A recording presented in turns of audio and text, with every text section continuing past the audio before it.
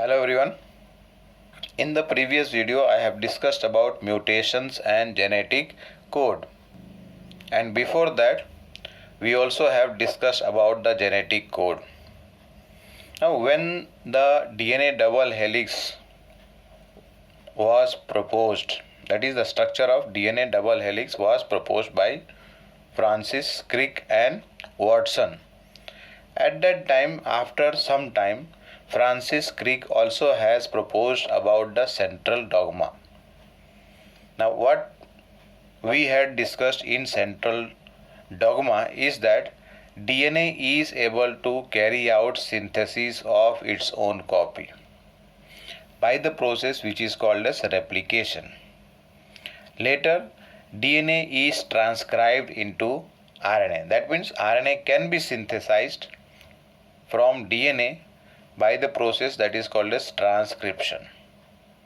And then later on, whatever information has been transcribed from DNA to RNA, now this has to be copied into, or that has to be translated into protein, because this RNA has the information, that is the sequence of amino acid, how it should be placed in the polypeptide chain.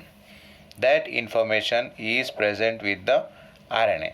Now, how this RNA is going to be translated into protein, we have to discuss about this process, that is the translation.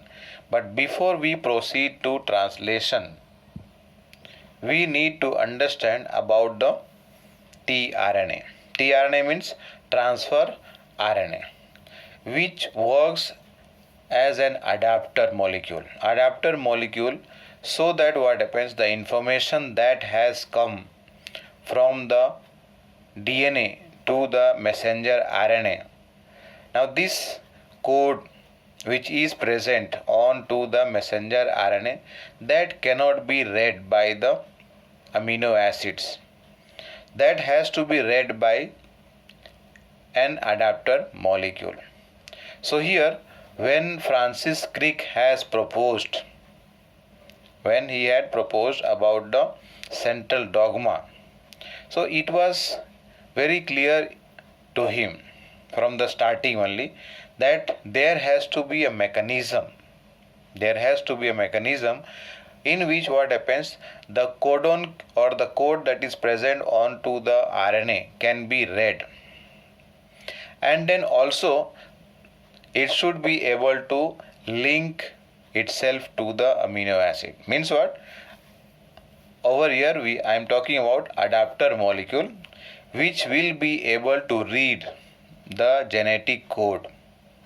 Plus it also can link to the amino acid, so that it can be helpful, or it can play a major role in the process of amino acid polymerization. That means the synthesis of protein chain.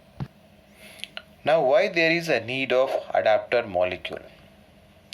There is a need of adapter molecule because the amino acid does not have that ability, or that speciality is not present with the amino acid.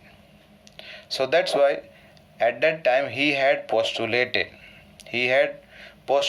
that there will be, or there is an adapter molecule that will be able to read the genetic code, and along with that, along with the reading process here, reading the genetic code, it will also be able to bind to the specific amino acids, so that the specific amino acid in a particular fashion of their sequence are going to get polymerized in order to form the protein chain, or otherwise to form the polypeptide chain over here.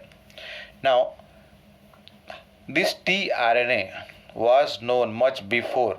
It was known much before the genetic code was postulated. Genetic code was postulated. Before that, tRNA was already known, but at that time it was used to be called as sRNA. S means soluble. S RNA means soluble RNA, and this was earlier discovered by a person, Paul Zemechnik and his colleagues, collaborators here. So once again, tRNA was known earlier as sRNA. S means over here soluble RNA, and it was discovered by Paul Zemechnik and his collaborators or colleagues, and this was known much before the genetic code was postulated. But only thing that its role was not known at that time. Its role was known later, or the known working as an adapter, or the tRNA working as an adapter molecule. This role was assigned much later. Now, what is the meaning of adapter? Once again, let us see. Adapter means what? A molecule that will be able to translate the information of the mRNA into protein. That is, the translation process over here requires, here we discussed about, to read the genetic code and to link itself to the amino acid. So here it is talking about what? That the adapter molecule is a molecule that mediates the translation process over here. It is able to read the genetic code present on the mRNA and then lead to the synthesis of protein by arrangement of the amino acid in a sequence. Now let us see about the tRNA molecule. How does tRNA molecule look like? Here a secondary structure has been given. Secondary structure of tRNA.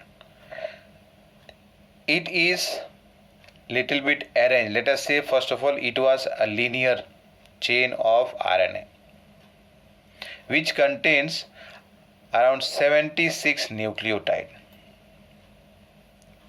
tRNA is composed of 76 nucleotides, in which what happens, the last three, that is on the 3' terminus or 3' end, it is having these three nucleotides C, C and A. Means what? Cytosine, and then the last nucleotide present is adenine over here. Nitrogenous base over here, cytosine and then adenine. That is the adenine is the last base over here, nitrogenous base present here. So 73 are left back here. Now these 73 has been folded, you can say, to form a secondary structure over here. If you start from 5 carbon, fifth over here, fifth prime end over here, and then come to the 3' end. So at the 3' end, 73, and then followed by C, C and A. So 76 nitrogenous bases are present over here. Like we have discussed earlier about the strand of a DNA or RNA, in which what happens, it runs from 5' to 3' end. If any nucleotide has to be attached, it has to be attached at the 3' end. Now over here it has been arranged to form 4 different loops. The first one over here is the D loop, and then next followed by the anticodon loop.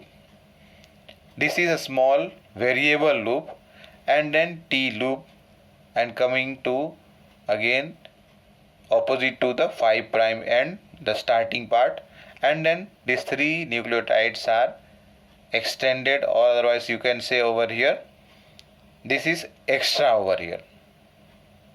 Which one is extra over here? CCA, cytosine, and last one is adenine.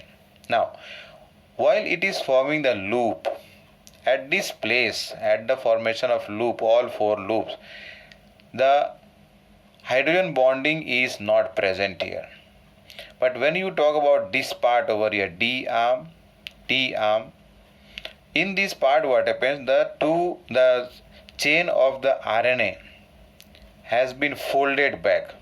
So what happens, the nucleotides which are present opposite to each other, they form hydrogen bonding here to form D arm over here, and at the end over here what happens, there is no hydrogen bonding, so that's why this remains as D loop over here. Likewise for T arm and then T loop, and over here down is anticodon. The codons which are present on the messenger RNA. Now let us say AUG is one of them. Let us say that AUG is the codon present on mRNA. So what happens here, the nucleotide or the nitrogen base on the tRNA is complementary to this. U opposite to A, C opposite to G, and A opposite to U. Very similar to that, one more over here, U, C, A. So opposite to U is A, opposite to C is U, and opposite to A is G. So over here UCA and over here AUG, they are called as what? Anticodon. And the sequence of nucleotides which are present on the mRNA is called as codon. Note down in this figure what happens over here, 5 prime moving towards the 3 prime. So over here hydrogen bonding in case of the D arm also, coming to anticod arm, and then over here T arm, and the part which is not having or no formation of hydrogen bonding has taken place, this remains as a loop over here. So that means D loop, T loop, and this is the anticodon loop. Now coming to the 3 prime end over here, at the 3 prime end over here what happens, there is a site for the attachment of an amino acid. Like here in these two, if you see, serine and tyrosine has been attached here.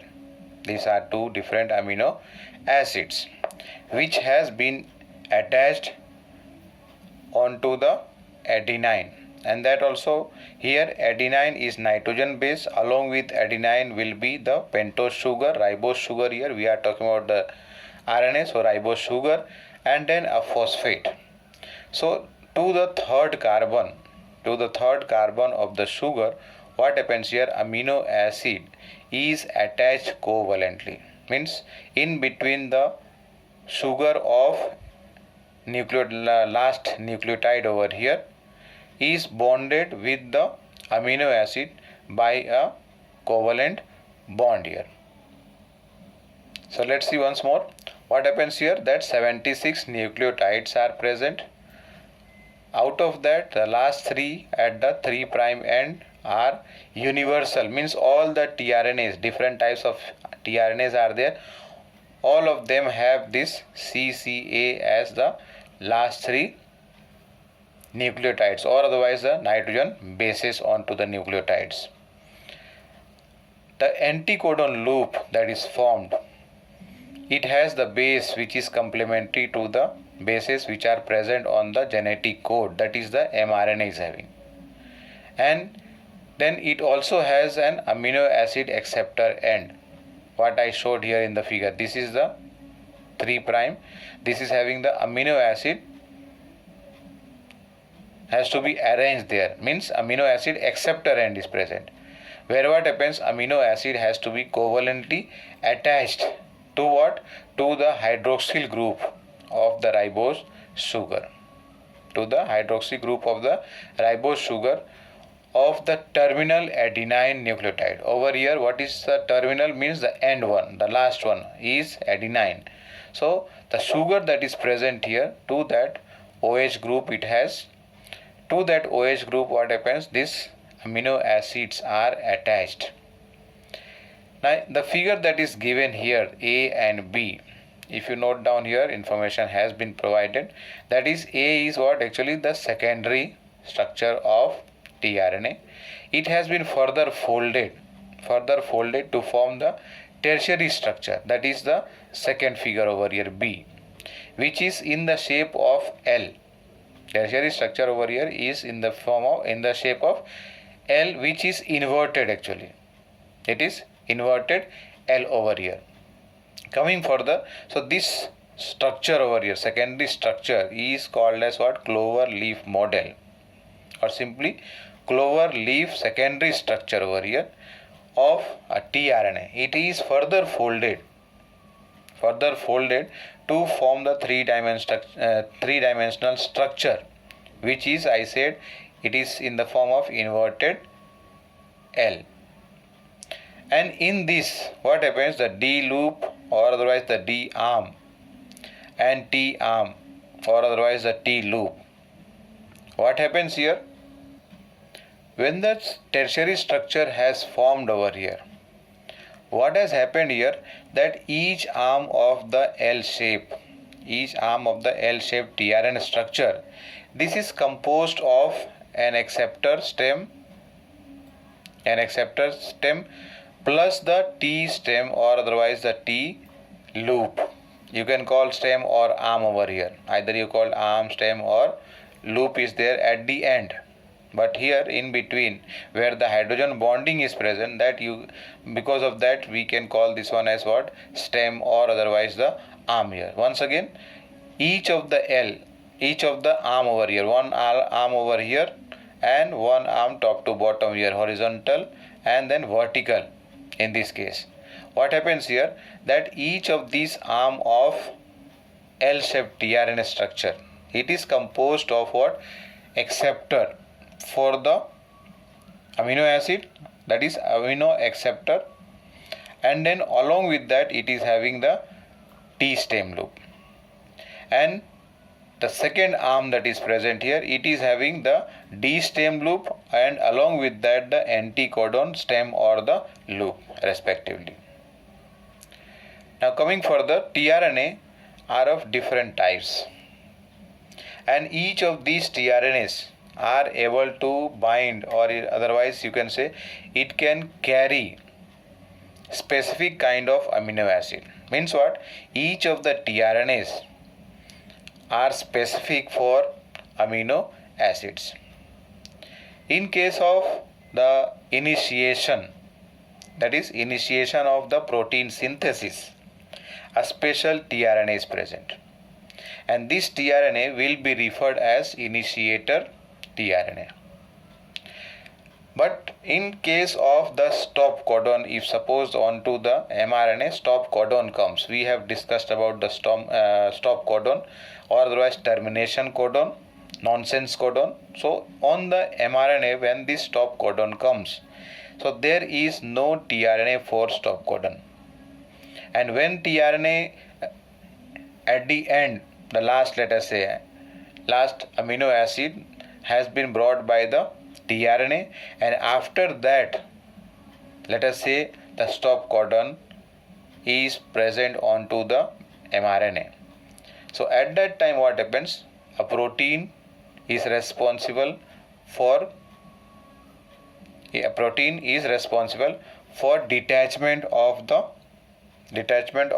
protein chain which has been synthesized, which is now free into the cytoplasm for further changes, that is secondary, tertiary and quaternary structures are going to be formed, and then it is going to carry out its particular or specific kind of function. So that was about what? tRNA, which is working as an adapter molecule. Once again, in the structure over here, what happens? 76 nucleotides are there. Out of that, the last three over here are CCA, which is compulsory or which is universal for all the tRNAs. And then that 4 arms that are formed over here. These arms are formed because of hydrogen bonding between the nucleotides which are present opposite to each other. And 3 loops are formed over here. One is the D loop, T loop, and the bottom over here, lower end. This is the anticodon, which has the nitrogen base complementary to the one which is present on the mRNA. So that means this tRNA is able to read the genetic code, and along with that it is able to attach to the particular amino acid. This is what in the beginning we had discussed, that Francis Crick had proposed that there will be or there should be an adapter molecule which will be able to read the genetic code, and along with that, on the other hand, it is able to bind to the specific amino acid sequences. According to sequence of the genetic codon on the mRNA, what happens? The amino acids are carried by the tRNAs, and when whatever the sequence of amino acid is present onto the mRNA, according to that, the amino acids which come near to each other, between them the peptide bonding or peptide linkage is formed, and thereafter the protein chain is formed, and this goes on, elongation takes place. That means the next one, initiation, after that elongation, and at the end when the stop codon arrives, the protein synthesis stops. That is called as termination. The next topic that we have to discuss is about translation. Thank you.